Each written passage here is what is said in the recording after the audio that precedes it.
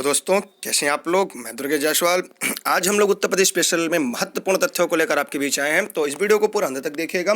हम आपके सामने महत्वपूर्ण प्रश्नों की सीरीज की व्याख्यात्मक हल का प्रयास करेंगे और इस वीडियो को अंत तक देखते रहिएगा, साथ ही प्रश्नों के जवाब भी देते रहिएगा, ताकि अंत में आपको ये मूल्यांकन कर सके आपने कितना सही कितना गलत किया। चलिए शुरू करते हैं बिना रुके बिना झुके फटाफट प्रश्नों की सीरीज। तो उत्तर प्रदेश के निम्नलिखित नदियों में कौन सी पर्यावरण प्रदूषण के कारण जैविक आपदा घोषित है। अब सामने महत्वपूर्ण प्रश्न है कि उत्तर प्रदेश की निम्नलिखित नदियों में कौन सी पर्यावरण प्रदूषण की जैविक आपदा घोषित है। इसका जवाब कमेंट बॉक्स में जल्दी जल्दी कमेंट करके दीजिएगा। जैसे लाइव होने के बाद आप प्रश्न के जवाब दिया करें। प्रश्न के जवाब देने से सबसे बड़ी फायदा ये होती है कि हम सभी को ये ज्ञात हो जाता है कि हमने कितना स्कोर किया या हम कितने पानी में हैं। तो अगर उत्तर प्रदेश स्पेशल सभी भर्ती परीक्षाओं के लिए महत्वपूर्ण उत्तर प्रदेश में आयोजित होने वाली, तो उत्तर प्रदेश सामान्य ज्ञान में हमारा पहला प्रश्न है यहाँ पे यमुना, सई, गोमती, तमसा। तो इसका जो उत्तर होगा कमेंट करके आप लोगों ने बहुत सही बताया है। जी हाँ, गोमती नदी होगा। क्या होगा? गोमती नदी। और एक प्रश्न है जहाँ से मैं हूँ, मेरी जहाँ कोचिंग चलती है वो जौनपुर जनपद ही है, और प्रायः प्रश्न पूछा जाता है कि जौनपुर जनपद किस नदी के किनारे बसा है। तो जौनपुर जनपद किस नदी किनारे बसा है? गोमती नदी किनारे बसा है। तो गोमती नदी को उत्तर प्रदेश की पर्यावरण प्रदूषण कारण जैविक आपदा घोषित की गई है। एक छोटा सा प्रश्न हम पूछेंगे, भारत की जैविक आपदा नदी कौन सी है? भारत की जैविक आपदा नदी कौन सी है? कमेंट करके आप जवाब दीजिएगा। मैं उम्मीद करता हूँ वीडियो के अंत तक जाते जाते आप सभी लोग उस कमेंट प्रश्न का जवाब जरूर देंगे। भारत की कौन सी नदी पर्यावरण प्रदूषण के कारण जैविक आपदा घोषित की गई है? उम्मीद करते हैं आप अपना जवाब जरूर देंगे। प्रश्न नंबर पहले का उत्तर बी अर्थात गोमती होगा। जी, इन्होंने गोमती बताया, उनके जवाब सही। अगले प्रश्न की तरफ चलते हैं। अगला प्रश्न आपके बीच है, 2011 की जनगणना के अनुसार उत्तर प्रदेश में निम्नलिखित जनपदों में से किसमें महिला साक्षरता दर सबसे कम है? ये भी मैंने आपको पढ़ाया हुआ है। इसकी पहले अगर वीडियो आपने देखी होगी मेरी, तो वहाँ पे मैंने उत्तर प्रदेश जनसंख्या में इस प्रश्न को पढ़ाया है और व्याख्यात्मक रूप से इसे समझाया था, लेकिन इसलिए यहाँ पे व्याख्यात्मक रूप से नहीं समझाएंगे। अपने जवाब कमेंट बॉक्स में दीजिएगा। रामपुर, बलरामपुर, श्रावस्ती, बहराइच, क्या होगा? जल्दी से कमेंट करके बताइएगा। जी हाँ, आप लोग के जवाब एकदम सही हैं। जी एकदम सही, इसके उत्तर श्रावस्ती सही है। जी हाँ, श्रावस्ती एकदम सही है। एक लाइव क्लास चल रही है और आप अगर इसे बाद में भी देख सकते हैं तो कोई बात नहीं है। इसके प्रश्न का जवाब क्या होगा? श्रावस्ती। आगे बढ़ते हैं उत्तर प्रदेश स्पेशल में महत्वपूर्ण प्रश्नों की सीरीज के साथ। अगला प्रश्न आपके सामने है, 2011 की जनगणना के अनुसार निम्नलिखित राज्यों में से किसकी ग्रामीण जनसंख्या सर्वाधिक है? जल्दी से कमेंट करके बताइएगा। और एक छोटा सा प्रश्न हम आपसे पूछेंगे जो कि मैंने पढ़ाया है, उत्तर प्रदेश की जनसंख्या विश्व के अनुसार किस क्रम पे आती है? माने अगर विश्व की जनसंख्या के पटल पर उत्तर प्रदेश की जनसंख्या को देखा जाए तो किस क्रम पे आता है? ठीक है, तो जल्दी से आप कमेंट करिएगा, कमेंट करके उसका उत्तर बताइएगा। लेकिन इस समय प्रश्न नंबर 3 का आपको जवाब देना है कि 2011 के अनुसार निम्नलिखित राज्यों में से किसकी ग्रामीण जनसंख्या सर्वाधिक है। तो चलिए जल्दी से बताइए कमेंट करके क्या होगा। देखिए, जहाँ पे अगर उत्तर प्रदेश की परीक्षा दे रहे हैं, उत्तर प्रदेश स्पेशल आए, तो प्रयास क्या करिए 60% उस प्रदेश का उत्तर मारा करिए, क्योंकि खासकर उसी प्रदेश से पूछा जाता है जिसका उत्तर है उत्तर प्रदेश। और यहाँ पे एक छोटा सा नंबर आपको दिख रहा है, अगर आपको ऑनलाइन क्लास नोट्स की जरूरत पड़ेगी, इस नंबर पर आप व्हाट्सएप करके ऑनलाइन क्लास नोट्स आदि की जानकारी प्राप्त कर सकते हैं। आगे बढ़ते अगले प्रश्न की तरफ।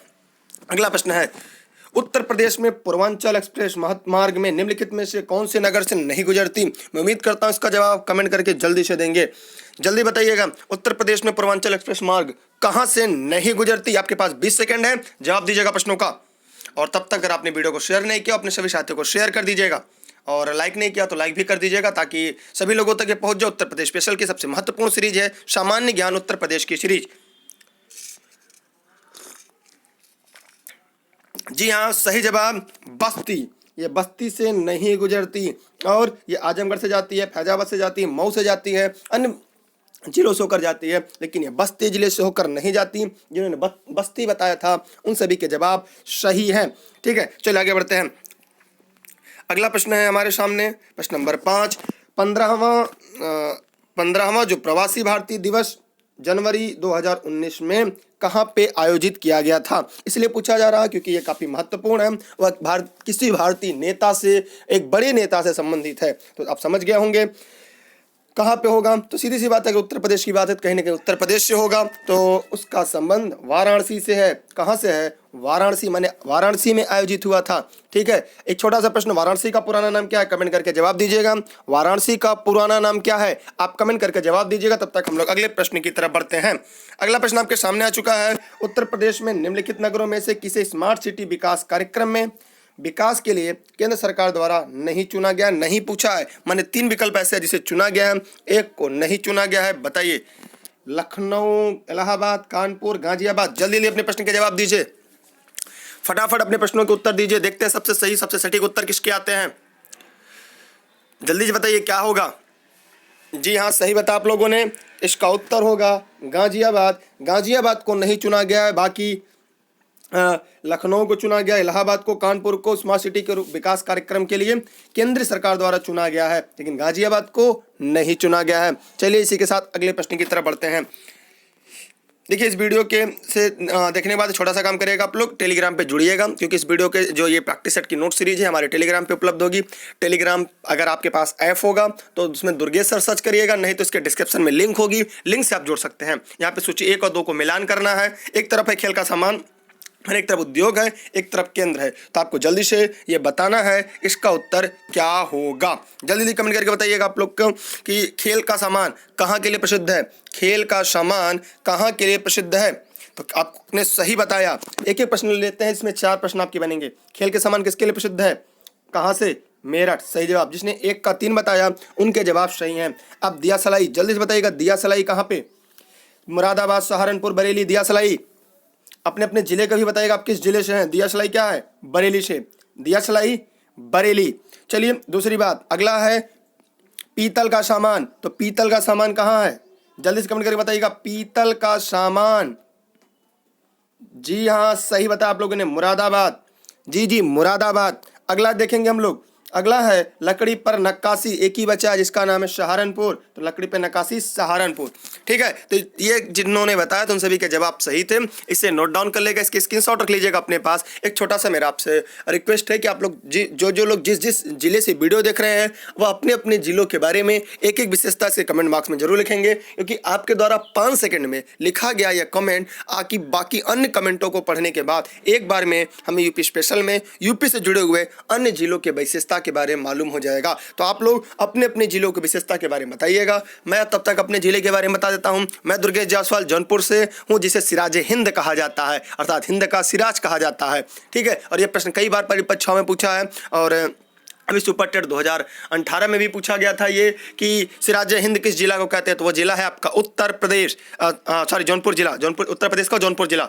आपको भी अपने जिले के बारे में बताना, जैसे खेल के जहाँ मेरठ के हैं तो बताएंगे खेल के सामान, बरेली वाले दिया सलाई का, मुरादाबाद वाले पीतल का सामान, सहारनपुर लकड़ी के नक्काशी। इसी प्रकार आप लोग बताएंगे, जैसे कोई चाकू नगरी से होगा, कोई ताला नगरी से होगा, ठीक है, कोई इत्र नगरी से होगा, तो अलग अलग नगरी से लोग होंगे। ठीक है, कोई सिंह भूमि से होगा, ठीक, कोई शहीदों की भूमि से होगा। इस तरह से आप लोग अपने अपने जिले के नाम बताइएगा, क्योंकि आपके द्वारा की गई कुछ सेकंड की पहल एक बड़ी सीरीज तैयार करा सकती है। और इसके बाद आपको ये लगातार सीरीज मिलती रहेगी, आप इसे देखते रहिएगा और अपने सभी साथियों को शेयर करते रहिएगा। चलिए इसी के साथ हम आगे बढ़ते हैं।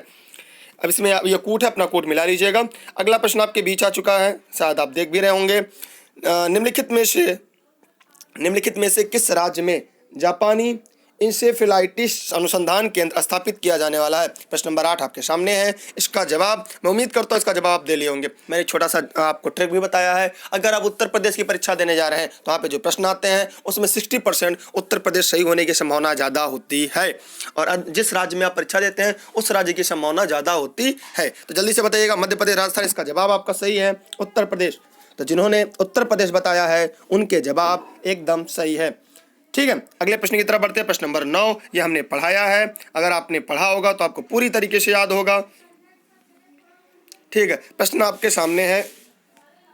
प्रश्न क्या है, उत्तर प्रदेश में कितने कृषि जलवायु क्षेत्र पाए जाते हैं। प्रश्न है आपका, उत्तर प्रदेश में कितने कृषि जलवायु क्षेत्र पाए जाते हैं। यह जवाब आप कमेंट करके दीजिएगा, आपके पास 10 सेकंड का समय है। 10 सेकंड का समय है। देखिए, कमेंट करके जवाब देने से सबसे बड़ी फायदा आपका ये होता है कि आप ये अपना अनुमान लगा पाते हैं कि आपने कितना सही किया। तो ठीक है, इसका जवाब 3, 6, 9, 12 है। ज़्यादातर लोगों ने इसके जवाब सही बताए हैं। जी हाँ, इसका उत्तर होगा 9 कृषि जलवायु क्षेत्र में बांटा गया है। ठीक, जब हम लोग इसकी विस्तृत व्याख्या करेंगे तो आप इसको हम लोग और अच्छे तरीके से समझेंगे और इसको समझाया जाएगा। आगे बढ़ते हैं अगले प्रश्न की तरफ। अगला प्रश्न आपको दिख रहा है, एशिया की सबसे बड़ी चीनी मिल उत्तर प्रदेश के किस स्थान पर है। मैं उम्मीद करता हूँ इस प्रश्न का जवाब आप जरूर देंगे, और जल्दी से बताइए, क्योंकि जरूर का मतलब है कि आप जरूर बताएंगे ही बताएंगे। एशिया की सबसे बड़ी चीनी मिल उत्तर प्रदेश के किस स्थान पर है? खतौली, बलरामपुर, बुलंदशहर, नजीमाबाद क्या होगा? अच्छा, कुछ लोग कह रहे हैं मुजफ्फरनगर में। जी हाँ, मुजफ्फरनगर में तो है, लेकिन मुजफ्फरनगर में कौन सा, यहाँ पे कौन सा स्थान मुजफ्फरनगर में है? खतौली, बलरामपुर, नजीमाबाद और बुलंदशहर। तो खतौली जिन्होंने बताया है एकदम सही जवाब है। खतौली एशिया की सबसे बड़ी चीनी मिल उत्तर प्रदेश के खतौली मुजफ्फरनगर में है। मुजफ्फरनगर क्या है, किस लिए प्रसिद्ध है, कमेंट करके बताइएगा। बुलंदशहर की खासियत क्या है, बलरामपुर की खासियत क्या है, नजीमाबाद की खासियत क्या है, अभी इसके बारे में भी आप लोग कमेंट करके जरूर बताइएगा, क्योंकि इससे आपके विस्तृत ज्ञान की चर्चा होगी और हम अपडेटेड होते रहेंगे। आगे बढ़ते हैं अगले प्रश्न की तरफ। अगला प्रश्न आपके सामने आ चुका है, जो है उत्तर प्रदेश में सॉफ्टवेयर तथा बिजनेस प्रोसेसर आउटसोर्सिंग उद्योग का सबसे बड़ा केंद्र कहां पर है? मेरठ, कानपुर, नोएडा, वाराणसी। आपके पास 10 सेकंड है प्रश्न के जवाब देने के लिए। 10 सेकंड में आपको प्रश्न के जवाब देना है। आपके पास केवल 10 सेकंड है। 10 सेकंड में आपको इन प्रश्नों के जवाब देने हैं। जल्दी जल्दी बताइएगा।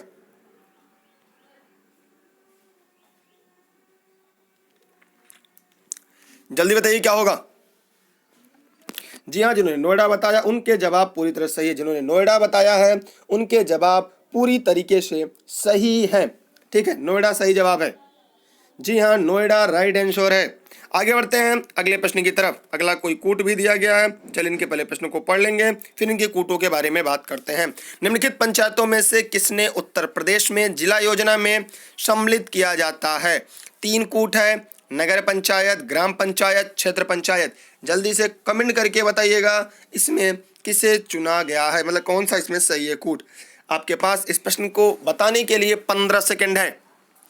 15 सेकंड में आपको इस प्रश्न का जवाब देना है। और यहाँ पे आपको डिस्प्ले पे नंबर दिखाई दे रहा होगा वाटरमार्क में 6306344367। ऑनलाइन क्लास नोट संबंधित आप यहाँ से जानकारी ले सकते हैं व्हाट्सएप करके। साथ ही साथ आप हमारे टेलीग्राम पे जरूर जुड़िएगा, क्योंकि टेलीग्राम पे सभी नोट्स, वीडियो, प्रैक्टिस सेट सभी आपको टेलीग्राम पे मिलती है, जहां पे आप सर्च कर दुर्गेश सर बिना स्पेस के ई लर्निंग विद दुर्गेश से जुड़ सकते हैं। डिस्क्रिप्शन में इसका लिंक भी होगा। अगर आप फेसबुक यूजर हैं तो e learning with Durgesh Facebook page पे जुड़े रहिएगा। ये वीडियो की सीरीज वहां पर भी उपलब्ध होगी। जी हाँ, देखिए जिला योजना में सम्मिलित किया गया नगर पंचायत, ग्राम पंचायत और क्षेत्र पंचायत, इसलिए इसका डी सही होगा, ऑल ऑफ दीज, ये सभी। तो जिन्होंने बताया था ऑल ऑफ दीज, ये सभी बताया था, उन सभी के जवाब सही हैं। अगले प्रश्न की तरफ बढ़ते हैं। अगला प्रश्न आपके सामने है कि एक रंग बिरंगा और मंत्र मुग्ध कर देने वाला मेला है जो प्रत्येक वर्ष उत्तर प्रदेश के मेरठ में होली के कुछ दिनों बाद मनाया जाता है। जरा बताइएगा। प्रश्न नंबर 13 का क्या होगा? जल्दी जल्दी कमेंट करके बताइएगा कौन सा मेला है। एक रंग बिरंगा मंत्र मुग्ध कर देने वाला मेला है जो प्रत्येक वर्ष उत्तर प्रदेश के मेरठ में होली के कुछ दिनों बाद मनाया जाता है। जरा कमेंट करके बताइएगा कि कितने लोग ऐसे हैं जो मेरठ से हैं। कमेंट करके बताइएगा कि जो मेरठ से होंगे वो इसका जवाब जरूर बताएंगे। बताइए क्या होगा। जी हाँ, सही जवाब है नौचंदी का मेला। नौचंदी का मेला, जो नौचंदी का मेला है, यह रंग बिरंगा और मंत्रमुग्ध कर देने वाला मेला होता है जो प्रत्येक वर्ष उत्तर प्रदेश के मेरठ जिले में होली के पावन पर्व के कुछ दिनों के बाद इस मेले का आयोजन किया जाता है। ठीक, और एक छोटा सा प्रश्न, नौचंदी मेला किसके लिए विख्यात है? आप कमेंट करके इसका जवाब दीजिएगा कि नौचंदी मेला जो है वह किसके लिए विख्यात है। ठीक, आगे बढ़ते हैं, यहाँ पर किसके लिए प्रसिद्ध है। अगला प्रश्न आपके सामने आ चुका है। निम्नलिखित में से कौन सा जिला उत्तर प्रदेश के बुंदेलखंड क्षेत्र से संबंधित है? तो जल्दी से बताइएगा। फतेहपुर, महोबा, श्रावस्ती, जौनपुर। जौनपुर जिला हमारा भी है, मतलब जहाँ से हम हैं वो जिला है हमारा जौनपुर। तो और कोई जौनपुर से अगर हो तो कमेंट करके बताएगा। और आप जिस जिस जिले से हैं, मैंने कहा आप अपने जिले का नाम कमेंट करके जरूर बताया करिएगा, और साथ ही साथ अपने जिले की विशेषता बताना ना भूलिएगा। फतेहपुर, महोबा, जौनपुर, श्रावस्ती, जल्दी जल्दी बताइएगा। जैसे मैं अपने जिले की विशेषता और बता दे रहा हूँ, जौनपुर जिले में उत्तर प्रदेश का सबसे ज़्यादा लिंगानुपात है, सेक्स रेशियो सबसे ज़्यादा जौनपुर जिला का है। ठीक, तो आप लोग भी अपने अपने जिले के बारे में बताइएगा। प्रश्न नंबर 14 का पहले जवाब दीजिएगा। जी हाँ, इसका उत्तर सही बताया आप लोगों ने, महोबा जिला। महोबा जिला क्या है? बुंदेलखंड क्षेत्र से संबंधित है। तो जल्दी से कमेंट करके बताइएगा महोबा की सबसे बड़ी विशेषता क्या है, इसे और का महोबा जिला का उपनाम क्या है, श्रावस्ती की खासियत क्या है, कमेंट करके बताएंगे। फतेहपुर की खासियत क्या है, इन सभी की जवाब आप कमेंट बॉक्स में देते रहेंगे तो उत्तर प्रदेश की एक समग्र तैयारी हो जाएगी, जहाँ पे हम लोग उत्तर प्रदेश सामान्य ज्ञान के महत्वपूर्ण प्रश्नों की सीरीज में यहाँ पे इस प्रश्न को अध्ययन कर रहे हैं। आगे बढ़ते हैं अगले टॉपिक की तरफ, अगले प्रश्न की तरफ।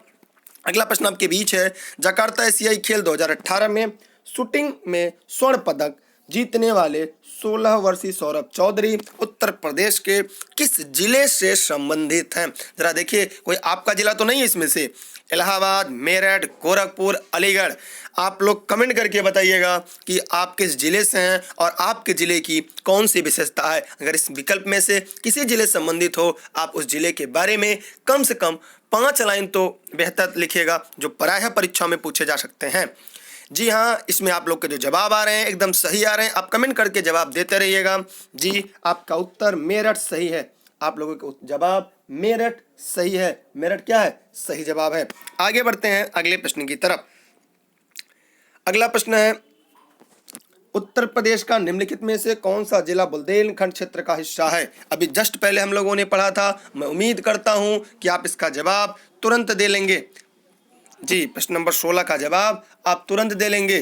प्रश्न नंबर 16 का जवाब आप क्या करेंगे? तुरंत दे पाएंगे। महोबा जिला है। कौन सा? महोबा। इसमें चंदौली के बारे में दिया है। चंदौली की विशेषता क्या, अगर कोई चंदौली जिले से कमेंट करके बताए। औरैया और एटा सब अपने अपने जिले के बारे में विशेषता बताते रहेंगे, ताकि हमारी भी तैयारी हो जाएगी और आपके कमेंट को जब लोग पढ़ेंगे तो वो भी आपके जिले के बारे में जरूर जान जाएंगे। और हम इसी तरह कर एक जिसे हम ग्रुप डिस्कशन कहते हैं, वह एक बेहतर तैयारी के रूप ले लेगा। आगे बढ़ते हैं। अगला प्रश्न आपके बीच है, अशोक स्तंभ में उत्कीर्ण किए हुए शेर का मुख, जिसे भारत सरकार द्वारा राष्ट्रीय प्रतीक के रूप में अपनाया गया है, किस संग्रहालय में सुरक्षित रखा गया है? मैं उम्मीद करता हूं यह प्रश्न का जवाब किसी का भी गलत नहीं होगा।